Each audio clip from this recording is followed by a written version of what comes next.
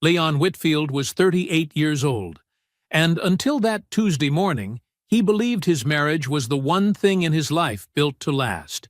He had spent 7 years turning a one-man electrical operation into a 12-person company with his own hands, while his wife Adrienne spent those same years quietly deciding she deserved something better. Leon didn't know that yet. He left for work the same way he always did, coffee in hand, 6:47 in the morning, steady as a foundation he'd poured himself. Then his phone buzzed. A motion alert from the nanny cam they'd forgotten was still active.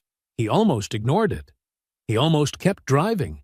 Instead, he pulled into a gas station and opened the app. What he watched in those 4 minutes and 11 seconds didn't just end his marriage. It revealed a plan, methodical, patient, and financially calculated, that had been running beneath his life for over a year. Adrienne thought she knew exactly who she was dealing with. She had never been more wrong. Before we jump into the story, comment where in the world you are watching from and subscribe, because tomorrow's story is one you need to hear.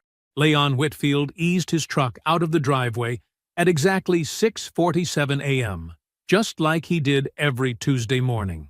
The familiar weight of his travel mug settled into the cup holder, filled with the coffee he'd brewed at 6:15. His lunch cooler sat behind the seat, packed with the same care he brought to everything else in his life. The quiet Atlanta suburb was still waking up around him, and he welcomed these peaceful moments before the day truly began. At 38, Leon had built something real with his hands and his word. Whitfield & Sons Electric had grown from just him and his tool belt into a 12-person operation that handled commercial and residential jobs across 3 counties. Every step of that growth had come from the same place, showing up early, leaving late, and doing exactly what he said he would do.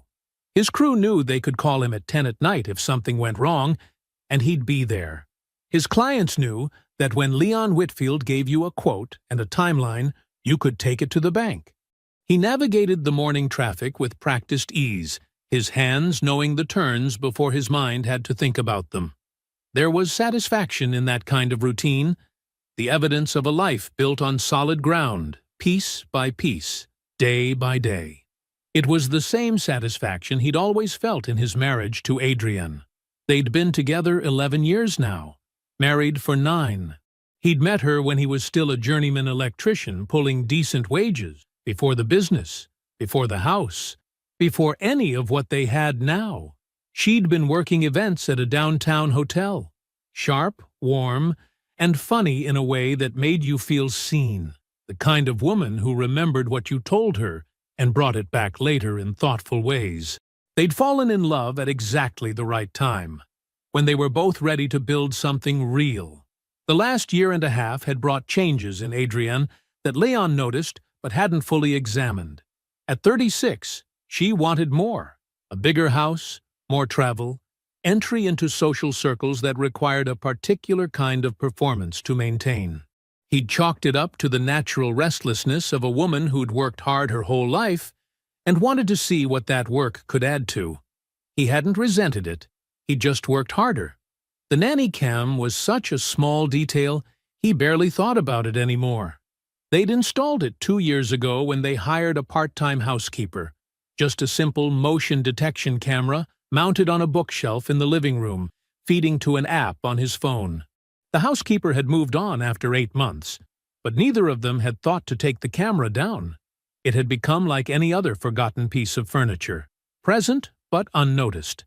Sitting in the slow pulse of traffic on I-20, Leon felt his phone buzz on the passenger seat. Motion alert from the living room camera. He figured it was probably just the cat. That animal had triggered more false alarms than he could count. He reached over and opened the app, expecting to see their orange tabby wandering across the frame.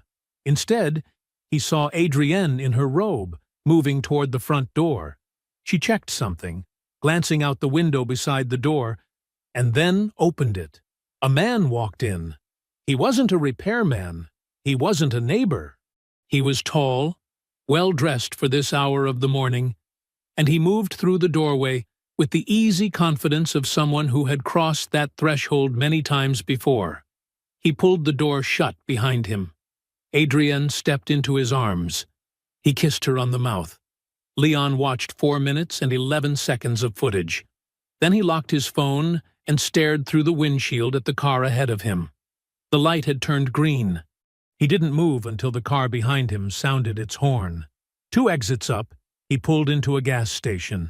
He sat in the parking lot with the engine idling and the coffee going cold in the cup holder. 22 minutes passed. He didn't call Adrienne. He didn't call anyone. He sat perfectly still, doing what he had always done when something went wrong on a job site. He resisted the impulse to act on the first thing he felt, and he waited until he could see the shape of the whole problem. Then he pulled back onto the highway and drove to work.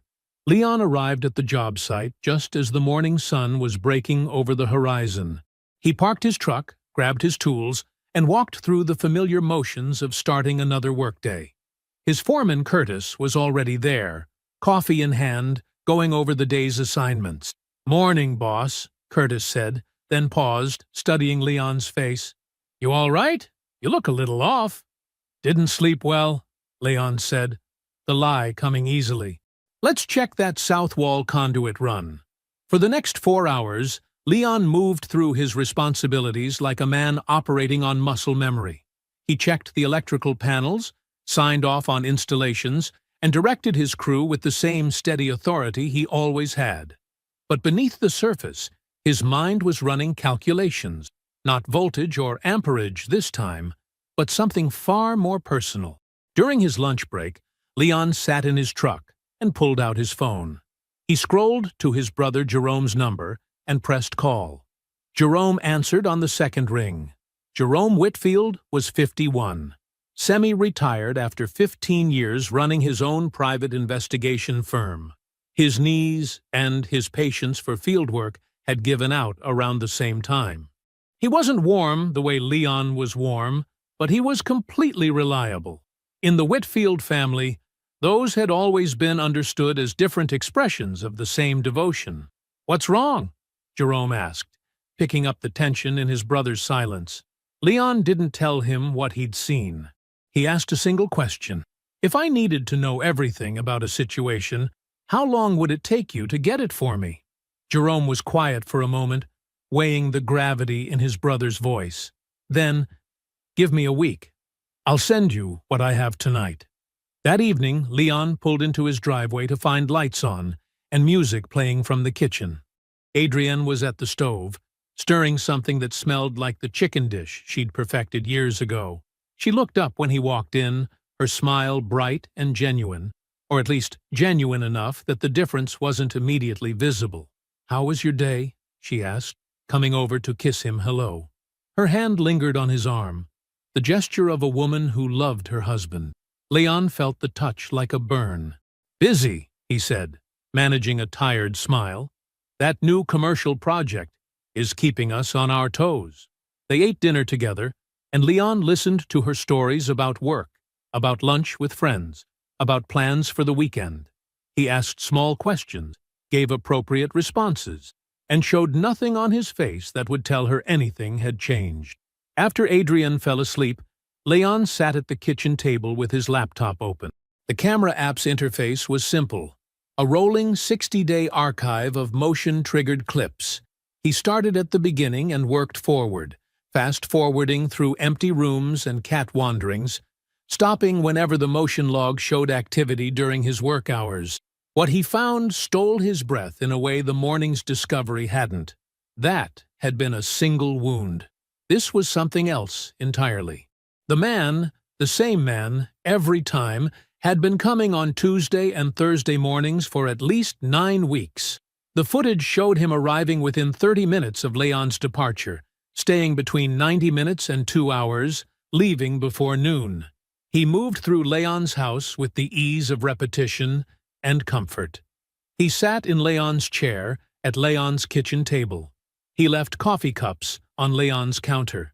In one clip, he answered his phone and walked through the living room while Adrienne finished getting dressed down the hallway, utterly at home in a space that wasn't his. Then Leon found the clip that made his blood run cold. Adrian was on her own phone call, laughing that unguarded laugh she used with people she trusted. She said something Leon couldn't quite make out, and then words that stopped his heart for 3 full beats. He has no idea. He never does. Leon closed the laptop. He sat in the dark kitchen for a long time, perfectly still. Then he opened a new email and addressed it to Patricia Lamont, the attorney who had handled Whitfield & Sons Electrics Incorporation and who Leon had trusted for 6 years. He typed 3 words, "I need you." He went to bed without saying a word to Adrienne. He lay beside her in the darkness, not sleeping but completely still, because he had already made his first decision. Grief would not set the pace of what happened next. This was his situation now. He would own every move. 4 days after making the call to Jerome, Leon sat alone in his office, the evening sun casting long shadows through the blinds. His crew had gone home for the day, their tools packed away, the job sites quiet. On his desk lay an 11-page report, delivered by Jerome himself just minutes ago. Leon read the first page twice, his eyes moving methodically over each detail. The man from the footage had a name now, Bryce Okafor, 40 years old, a partner track attorney at a mid-size corporate firm in Buckhead. Not a stranger who had wandered into Adrienne's life by chance. He was her college boyfriend from before she transferred schools. Someone with history, someone who had known exactly what he was doing when he re-entered her life. Jerome's investigation was thorough, clinical in its precision. Phone records showed regular calls and texts spanning 14 months. Hotel stays, 3 of them, aligned perfectly with weekends Adrienne had described to Leon as girls' trips. Through a password reset vulnerability, Jerome had accessed a private email account containing correspondence that left no room for doubt about the affair's duration or depth. Leon set down the first section and moved to the next. His hands were steady, but something cold had settled in his chest as the full picture emerged. This wasn't a recent mistake, not a moment of weakness or confusion. This was sustained, deliberate, planned.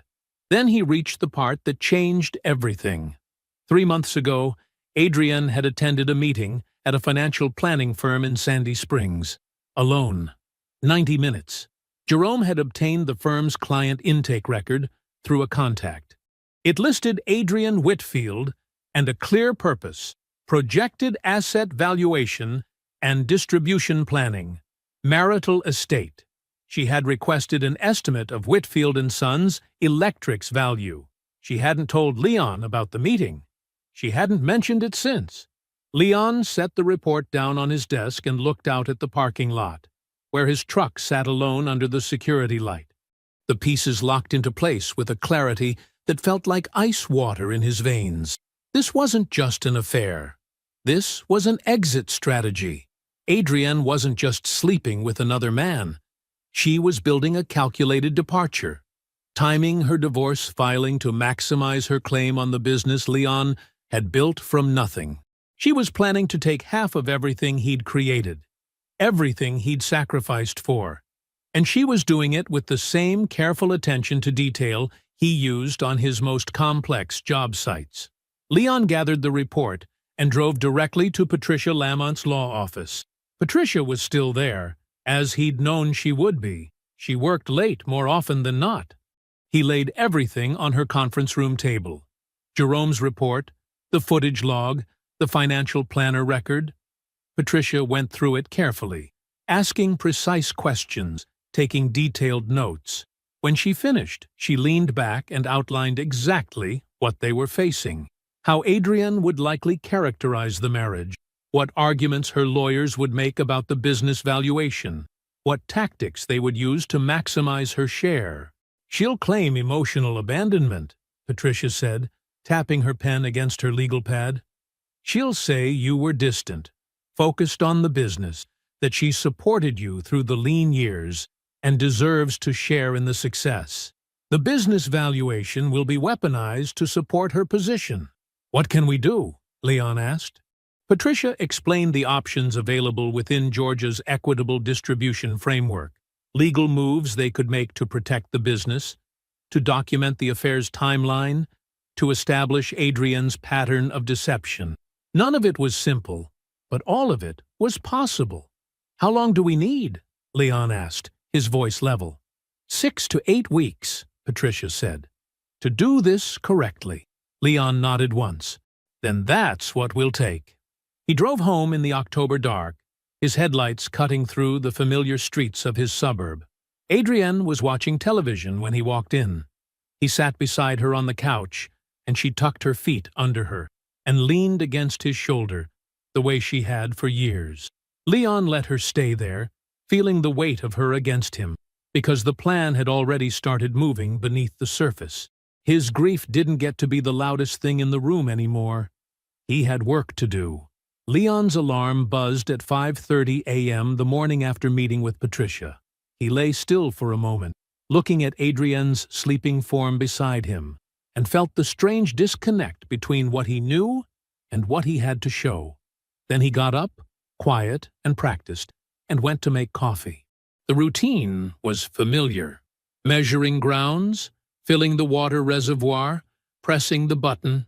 He moved through it mechanically, while his mind mapped out the performance ahead of him. 6 weeks of careful acting. 6 weeks of being the husband she thought she had successfully deceived. When Adrienne came downstairs at 6:15, Leon was at the kitchen table with his second cup, reading work emails on his phone. He looked up and smiled, not too bright, not too forced, exactly the way he would have smiled any other morning before yesterday. "Made enough for you," he said, nodding toward the coffee pot. She poured herself a cup and kissed his cheek as she passed, the gesture so natural it made something in his chest tighten. But he kept his face neutral, asked about her plans for the day, discussed what time he'd be home. That evening, he stopped at the grocery store and bought flowers, yellow daisies, nothing dramatic, the kind of casual thoughtfulness that fit their normal pattern. Adrienne's face lit up when he handed them to her, and he wondered if she felt any dissonance between accepting his gestures and planning her exit. The days began to stack up, each one a careful construction. Leon attended dinner parties with their usual crowd, laughing at the right moments, telling the familiar stories about his crew's adventures on job sites. He suggested a weekend trip to Savannah that they discussed, but never quite managed to schedule. He remembered to pick up the dry cleaning when it was his turn. Meanwhile, beneath the surface, the real work progressed. Patricia moved methodically through the business restructuring, shifting certain operational assets within completely legal parameters that would fundamentally change how the company's value would be calculated in any future proceedings. They weren't hiding assets. They were reorganizing them in ways that would withstand scrutiny, but significantly impact any distribution calculations. Jerome's surveillance continued, precise and thorough. 7 more meetings between Adrienne and Bryce, documented with times, locations, duration. The Tuesday-Thursday pattern held steady, like clockwork, and Leon wondered if they thought the reliability of their schedule made it safer somehow. But it was during the social gatherings that Leon began noticing the deeper layer of Adrienne's strategy. At a dinner party, he overheard her in the kitchen with Sarah Matthews, her voice soft and slightly vulnerable. "It's just, he works so much. Sometimes I feel like I'm living with a stranger." At a weekend barbecue, she sat with Mike and Jennifer Collins, and Leon caught fragments, trying to tell him how I feel, but a pause. A sigh that suggested more than it said. He started tracking which couples received these conversations. The Collinses, the Matthews, the Reeses. Each time, the same careful construction. Adrienne as the loyal wife trying to hold together a marriage to an emotionally distant husband. She was building her narrative foundation, preparing the social ground for the moment she would need sympathy rather than judgment. Leon said nothing. He smiled at the right moments, asked about people's children, discussed business with the husbands. He watched Adrian work the room with the same skill she'd always had, except now he could see the strategy behind every casual comment, every confiding moment. The only people who knew the truth were Jerome, Patricia, and, after a long Sunday afternoon conversation, his mother, Gloria.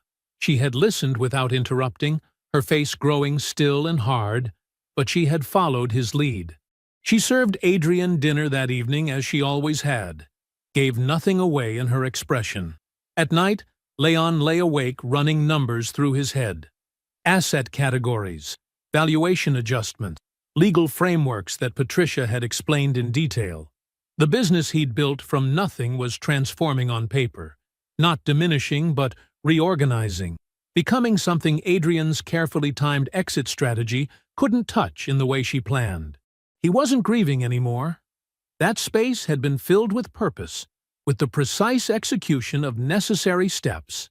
Every day that Adrian thought she was successfully deceiving him was another day to strengthen his position, to protect what he'd built, to ensure that when everything finally broke open, he would be ready.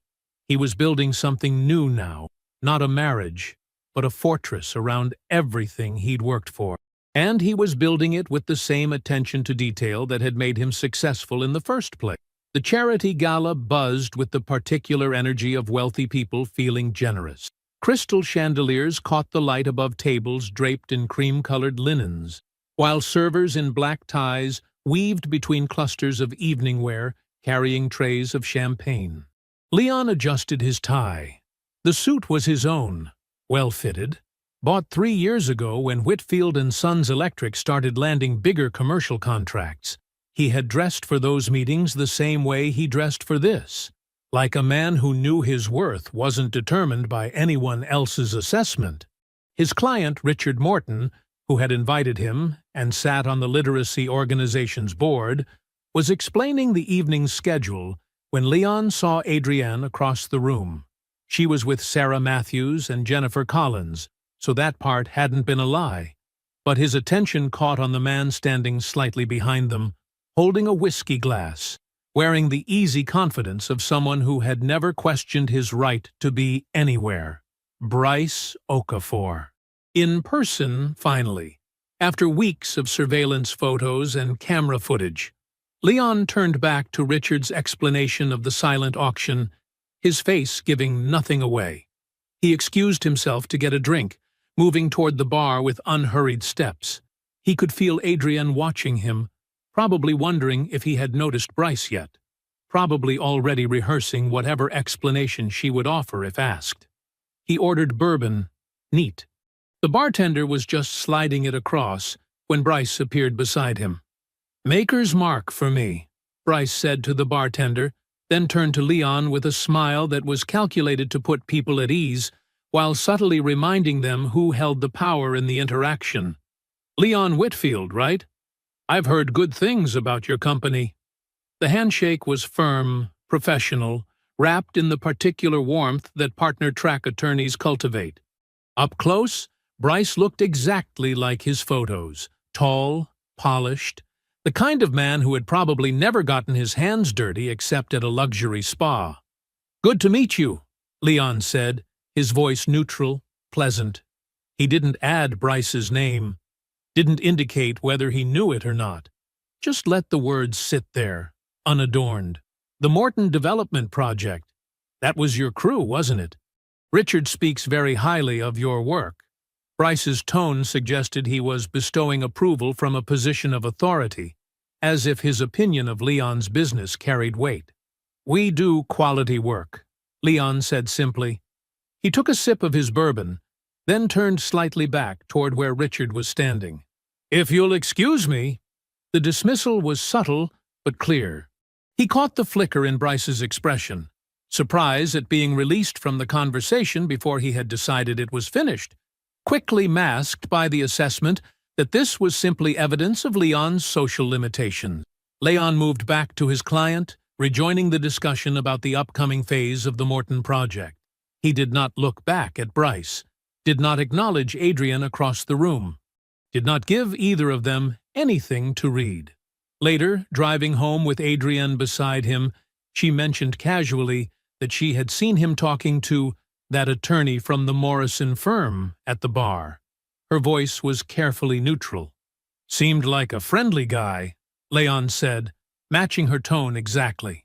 2 days later, sitting in his truck outside the office at 6:30 a.m., Leon opened the text from Jerome. The attached report was thorough, devastating in its precision. 23 withdrawals from their joint savings account spread across 8 months. $475 on March 3rd, $650 on March 17th, $825 on April 2nd, $400 on April 15th. The pattern continued, amounts varying between $350 and $100, dates spaced irregularly to avoid creating a detectable rhythm. Total, $23,400. Jerome had traced the money to a credit union 40 minutes across town, an account in Adrienne's name only, opened 9 months ago.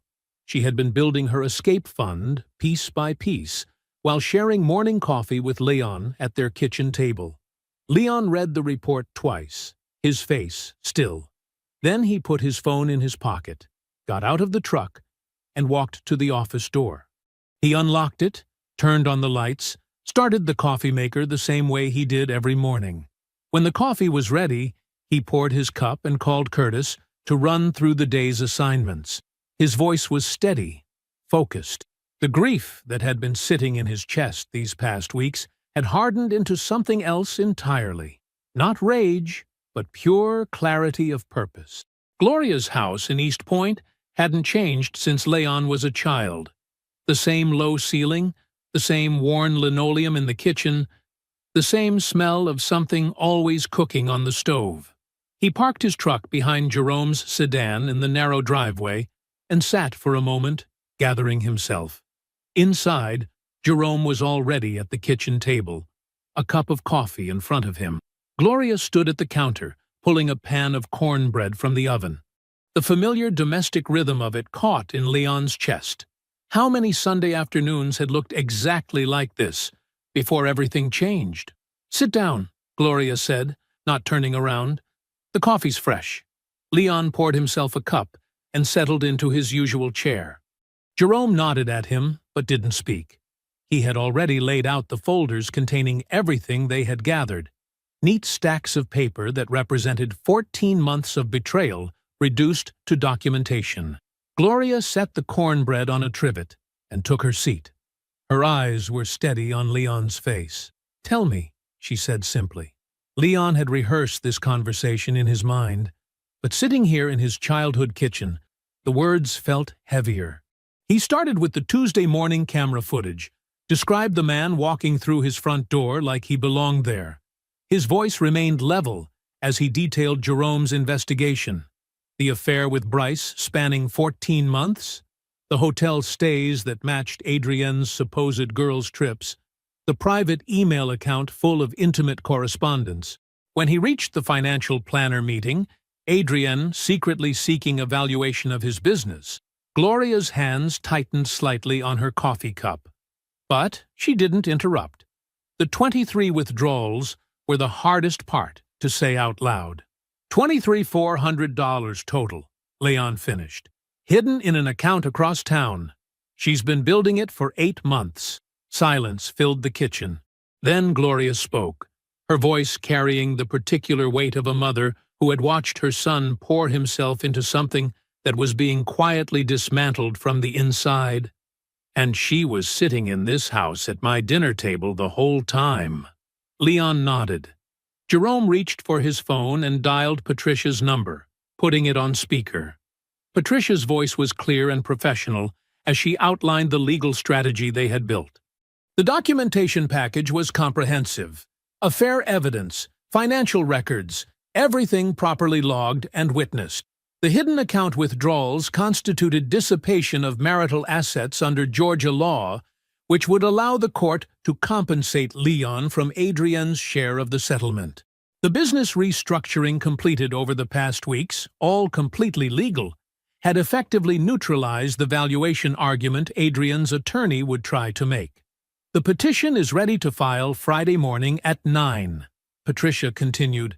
The process server will arrive at the house by 9:15. Leon, you'll be documented at your job site.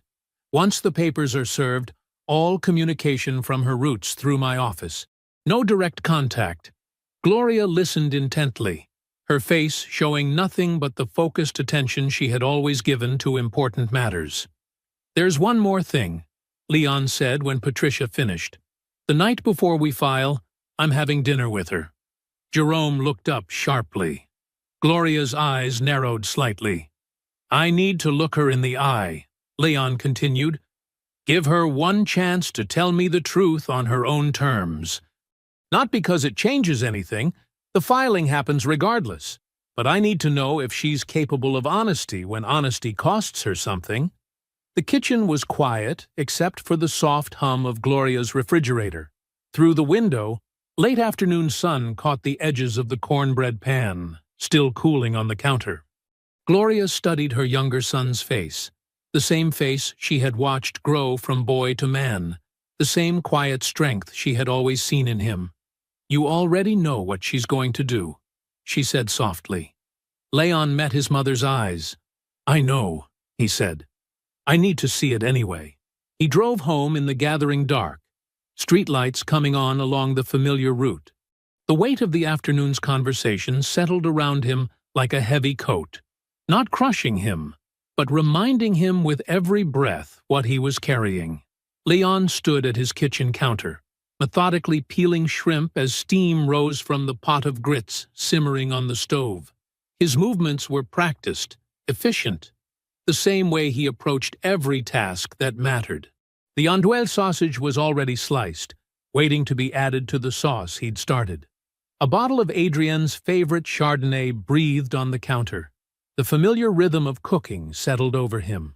This dish had been Adrienne's favorite since their third date, when he'd first made it for her in his old apartment's tiny kitchen. She'd sat on his counter then, legs swinging, watching him cook with genuine fascination. Where did you learn to cook like this? She'd asked, and he'd told her about Gloria teaching him and Jerome when they were boys, insisting her sons would never depend on anyone else to feed them properly. Now, 11 years later, Leon moved through the same motions in a different kitchen. The house was quiet, except for the soft bubbling of the grits and the steady tap of his knife against the cutting board. He'd set the table properly.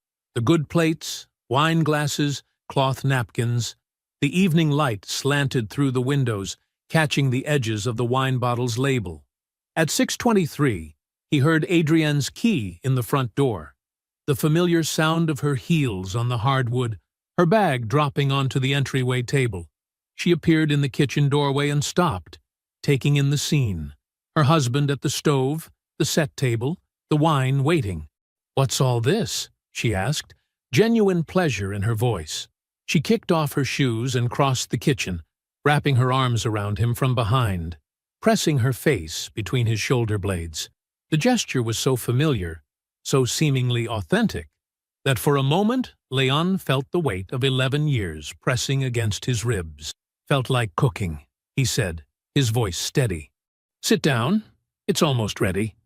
She poured herself wine and settled at the table, talking about her day, a client who couldn't make up his mind, a lunch meeting that ran long, a funny thing that happened with the office printer. Leon listened as he plated the food, noting how easily she filled the space between them with comfortable conversation. Her laugh was real, her gestures natural. She had lived inside this marriage so long that performing it had become indistinguishable from inhabiting it. They ate. The food was good. He had not allowed his knowledge of what was coming to affect his cooking. Adrienne made appreciative sounds, took second helpings. She mentioned a holiday trip she'd been looking at, somewhere warm for Christmas, maybe. Just the two of them. Leon waited for a natural pause in her conversation. Then, keeping his voice exactly as it had been all evening, he asked, "Is there anything you want to tell me? About us? About how things have been for you?" Something flickered behind Adrienne's eyes, quick, almost imperceptible, like a light switching off in a distant room. Then it was gone, replaced by the warm, open expression she wore when she wanted him to feel seen. She reached across the table and laid her hand over his. "You know what?" she said softly. "I was thinking today about how grateful I am. For you, for this life we've built. I know I don't say enough how much I appreciate how hard you work, how steady you are." She squeezed his hand gently. "I'm happy, Leon. Really happy." She said everything in her considerable arsenal except the one thing that would have mattered. Every word was perfectly chosen, precisely delivered. She had always been gifted at that, knowing exactly what to say, how to say it, when to deploy it. Leon nodded. He refilled her wine glass. "Tell me more about this holiday trip you're thinking about." They finished dinner. They watched television on the couch. Adrienne fell asleep against his shoulder before 10, the way she had countless other nights. Leon waited until her breathing was deep and regular before carefully extracting himself. He went out to his truck and sat in the dark driveway. The neighborhood was quiet around him, streetlights casting long shadows across lawns. He wasn't crying. That door had closed weeks ago, sealed by 23 withdrawals and 14 months of calculated deception. When the cold started seeping through the windows, he went back inside. He did not return to their bedroom. He took a blanket from the hall closet and settled on the couch, setting his alarm for his usual early hour. At 6:47 the next morning, Leon pulled out of the driveway. He did not look back at the house. In truth, he had already left it. Leon pulled his truck into the Decatur construction site at 7:15, the same time he arrived every morning. The half-finished commercial kitchen gleamed under temporary work lights, conduit exposed along partially framed walls.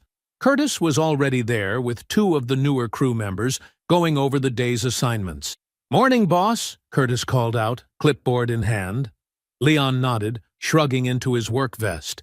The familiar rhythm of the job site settled around him, the steady thrum of generators, the metallic clang of tools being unpacked, the easy banter of his crew. He moved through his normal routine, checking the previous day's work, signing off on material deliveries, answering questions about the conduit layout. At 9:03, while Leon was examining a junction box installation, his phone vibrated briefly in his pocket. Patricia's filing had gone through. He kept working. 14 minutes later, across town, a process server was ringing the doorbell of the house on Briarcliff Way. Leon didn't need to see it to know exactly how it would play out. Adrienne answering in her robe, because it was Friday, and she wasn't expecting anyone for at least another hour. The papers being placed in her hands, the server leaving before she finished reading the cover page. At 9:22, Leon's phone buzzed against his hip. He took it out, glanced at the screen. The text from Adrienne read, "What is this? Call me." He read it once, turned the phone face down, and went back to discussing the electrical panel placement with Curtis. "We need to shift this 3 inches to the left," he said, marking the spot with his pencil. "Code requires more clearance here." His phone vibrated 4 more times in rapid succession. He felt each buzz against his leg but didn't reach for it. At 9:44, it rang. Adrienne's number. He let it go to voicemail. At 10:02, another call. Unknown number this time, probably the first attorney she'd managed to reach for a consultation. He didn't answer that one either. Instead, he sent a single text to Patricia. "She's been served." Patricia's response came immediately. "Handled. You won't hear from her directly again." Leon spent the next 2 hours working steadily through his morning checklist, approving material orders, coordinating with the general contractor about schedule changes, walking the site with his crew leads to ensure every installation met his standards. His phone stayed in his pocket, silent now that Patricia's office was intercepting all incoming calls from Adrienne's numbers. At noon, he drove to a diner on Metropolitan Parkway. Jerome and Gloria were already in their usual booth. Coffee ordered, menus on the table, and a slice of peach pie in front of Gloria that she'd started without waiting. "They changed the recipe," Gloria announced as Leon slid into the booth. New owner thinks adding nutmeg improves it. He's wrong. The coffee's better, though, Jerome offered, pushing a mug toward Leon. They ordered. Club sandwich for Jerome, patty melt for Leon. Gloria worked on her pie and told them about Leon's nephew Danny finally deciding on Georgia Tech for engineering. Like his uncle, she said, glancing at Leon with quiet pride. Curtis set a date for the wedding, Leon mentioned between bites. Early April. Asked me to be there. Good man, Curtis, Jerome nodded. Been with you, what, 4 years now? Going on 5, Leon corrected. Helped me wire that whole medical complex on Ponce. They discussed the diner's new ownership. Jerome insisted the home fries had improved. Gloria maintained nothing was as good as it used to be. Leon stayed neutral and finished his sandwich. The conversation moved easily around the empty space where Adrienne's name might have been. There was nothing left to say about her that mattered. When the check came, Gloria insisted on paying. Mother's privilege, she said firmly, the way she'd been saying it since Leon and Jerome were boys. Back at the job site, Leon's crew was already returning from their own lunch break. Curtis had the afternoon schedule mapped out. Panel installations on the east wall. Conduit runs to finish on the north side.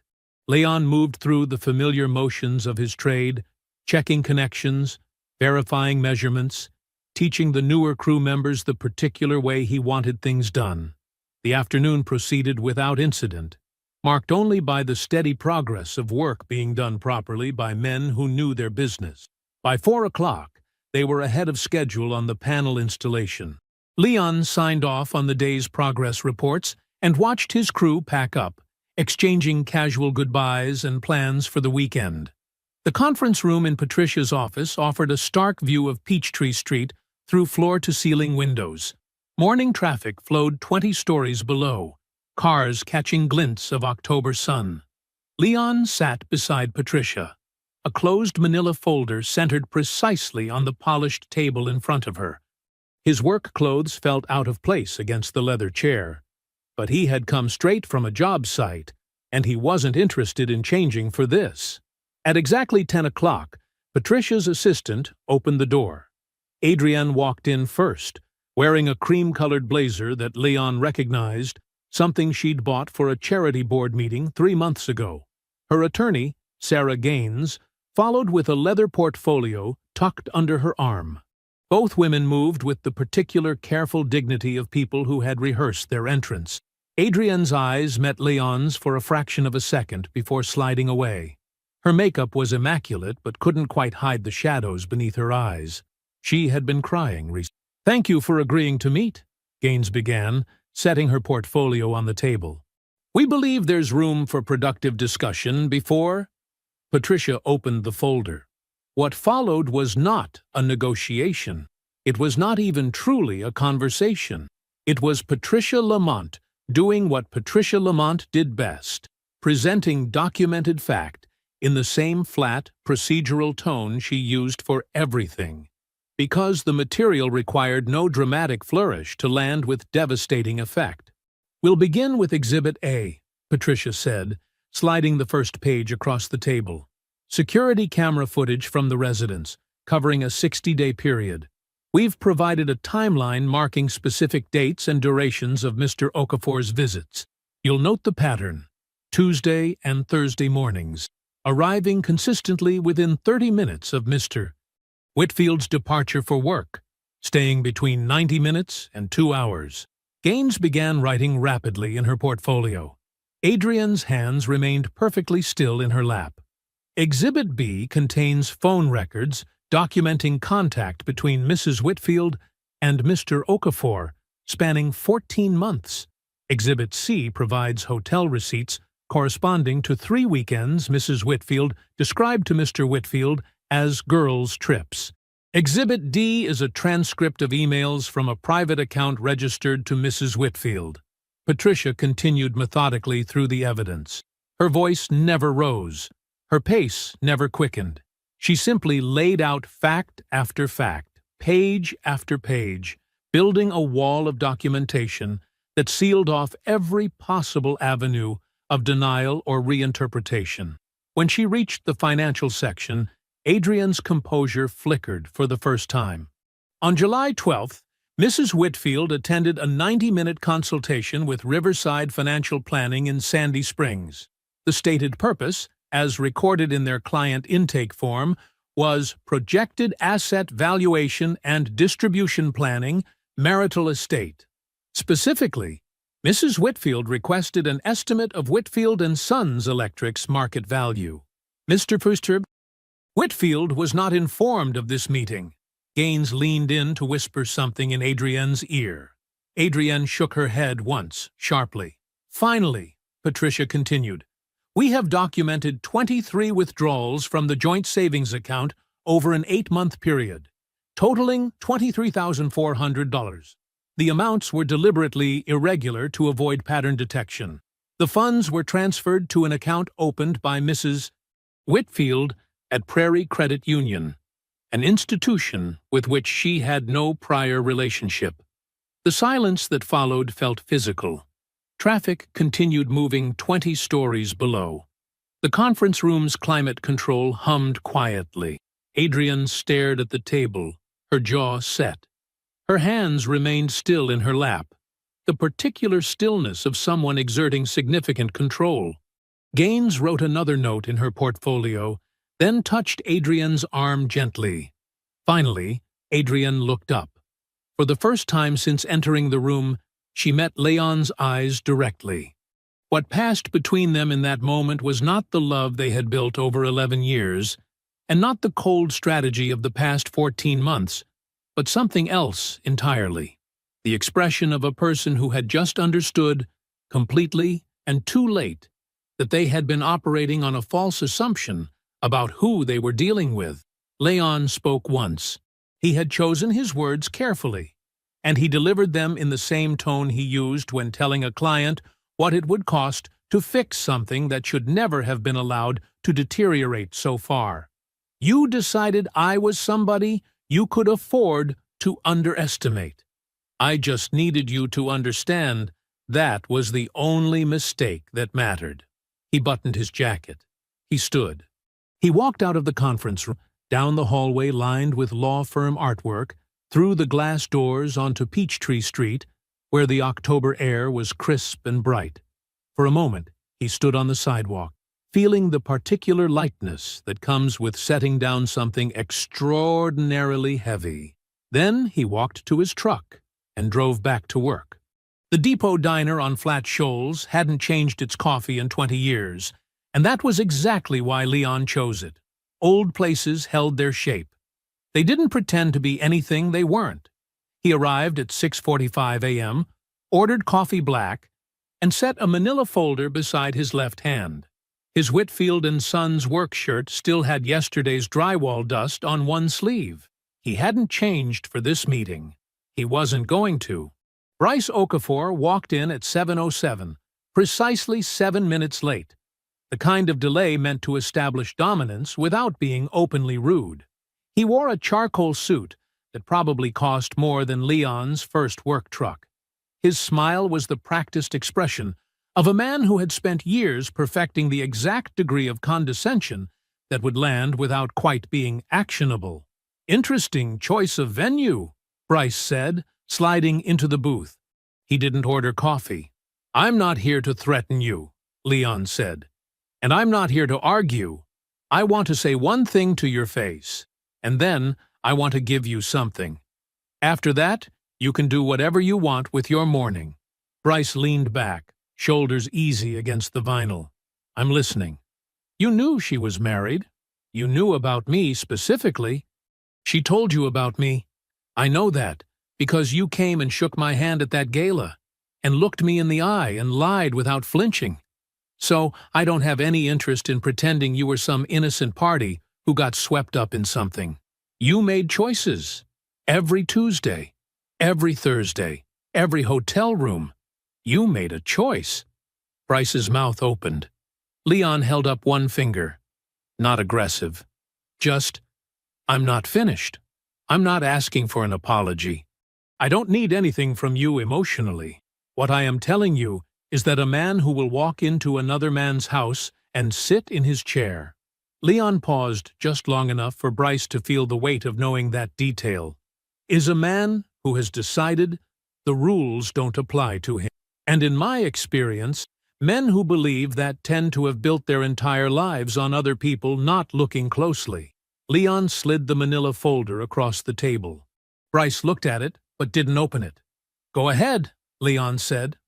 The first 3 pages were printed email exchanges between Bryce and a junior associate at his firm, Danielle Osei. In them, Bryce had pressured her to falsify billing records on 2 client accounts. When she refused, he had threatened her career. Danielle had kept every email. She had also, it turned out, kept a recorded phone call. Jerome hadn't gone looking for this. Danielle had reached out after seeing his old PI firm referenced in a legal forum, where someone mentioned Jerome's work on professional misconduct cases. She had been holding the evidence for 2 years, afraid and uncertain, waiting for the right moment and the right context to come forward. The remaining pages were a formal complaint addressed to the Georgia State Bar's Office of General Counsel. 2 signatures at the bottom, Danielle Osei and Leon Whitfield as corroborating witness. Bryce's expression didn't collapse all at once. It degraded slowly, like a structure losing load-bearing supports, one at a time. The complaint was filed this morning at 8 o'clock, Leon said. I'm not telling you that to hurt you. I'm telling you so you understand the timeline. It is already done. Danielle filed it because she decided she was tired of carrying it alone. I co-signed because what you did to her and what you helped do to my marriage come from the same place in you, the part that believes other people exist for your convenience. You have no idea what you've just... Bryce's attorney voice came back, thinner than before. I know exactly what I've done, Leon said. And so does your managing partner. He received a courtesy copy at 7:45. The silence at the diner table was absolute. A waitress refilled Leon's coffee. He didn't drink it. I don't hate you, he said, and meant it. I don't have room for that. But I want you to understand something before I walk out this door. You looked at me in that tuxedo, and you saw a man you didn't have to take seriously. That's the only reason any of this went the way it did for as long as it did. I just needed you to know that the man you dismissed is the same man who ended your career on a Tuesday morning before he went to work. Leon left exact change on the table.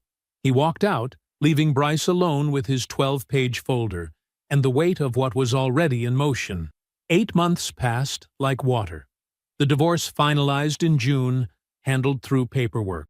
Adrienne's settlement reflected the documented asset dissipation.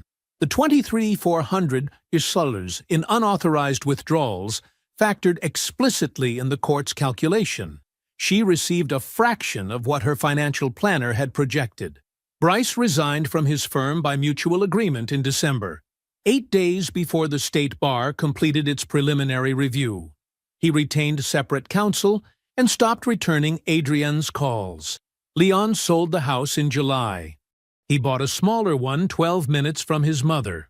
4 rooms, good yard, garage big enough for a proper office. He painted the living room himself on a Saturday afternoon.